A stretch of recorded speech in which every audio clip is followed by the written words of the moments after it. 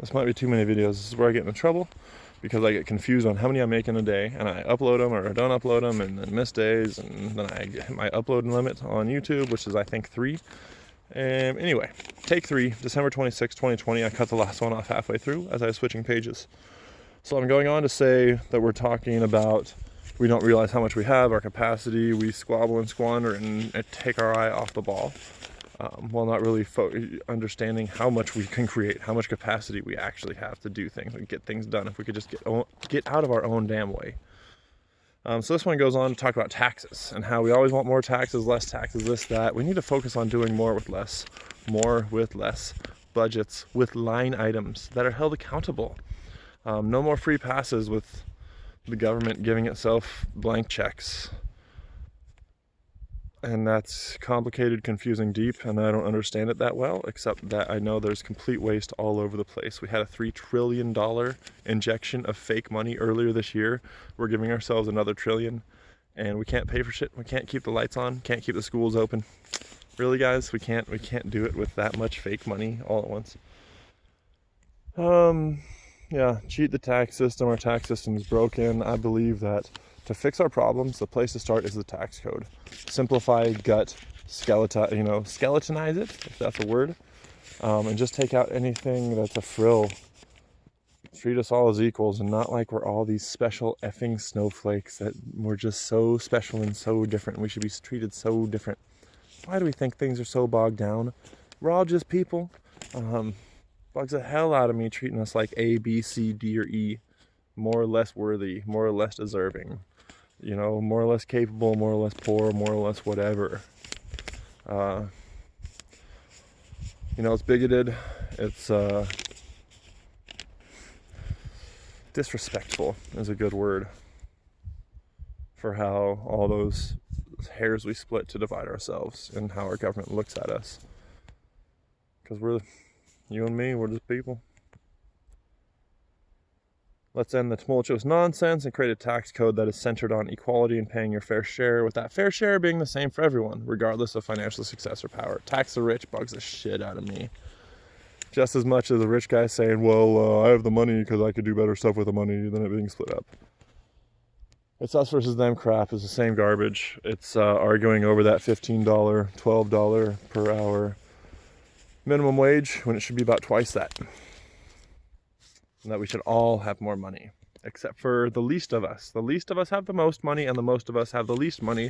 So, however the fuck we fix that, however we equalize, it's going to happen. Next one is talking about how people believe things. It ties directly into how the government splits us up.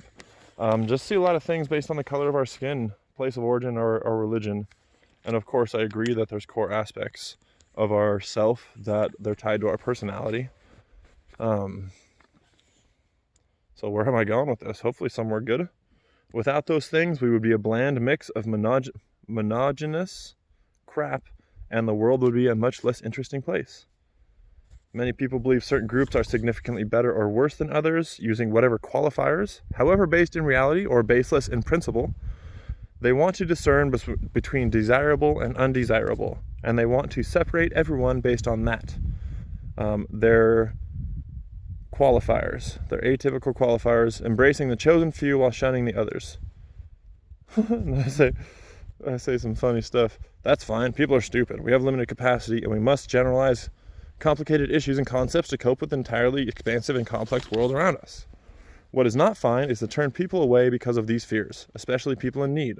The world is a shit show right now, and America should be a shining beacon to the downtrodden, not a fearful and quivering pile when the vulnerable need help. Fearful and quivering pile. We are very scared here in America, and see if we can find that courage. Aren't we stronger than this? Aren't we stronger than walls and fear? Aren't we stronger than squabbling over base issues?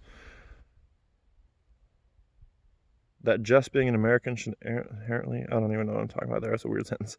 Moving on. Aren't we stronger than this? Than walls and fear? Aren't we stronger than squabbling over issues? And can't we help people fleeing violence and poverty? Can't we change our rules to help those in need because we have so much? We want people to actually have a voice, and corporations are not Oh, we want to make a place where people have a voice and corporations don't have more power and are treated with more dignity and respect than flesh and blood citizens. Aren't we past holding a generation of lost kids in prison-esque camps? That one's brutal. Kids coming across the border and lock them up, teach them hate, teach them fear, teach them that we're the enemy. Whew, that one's brutal. Fucking brutal. And I just feel for those guys, those kids.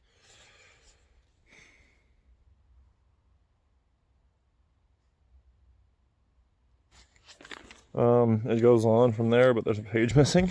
It essentially goes to my base, one of my base beliefs that that humanity, America included, we're gonna reveal ourselves. We're gonna show ourselves for what we are, and we're gonna prove our mettle in the next coming generation or two.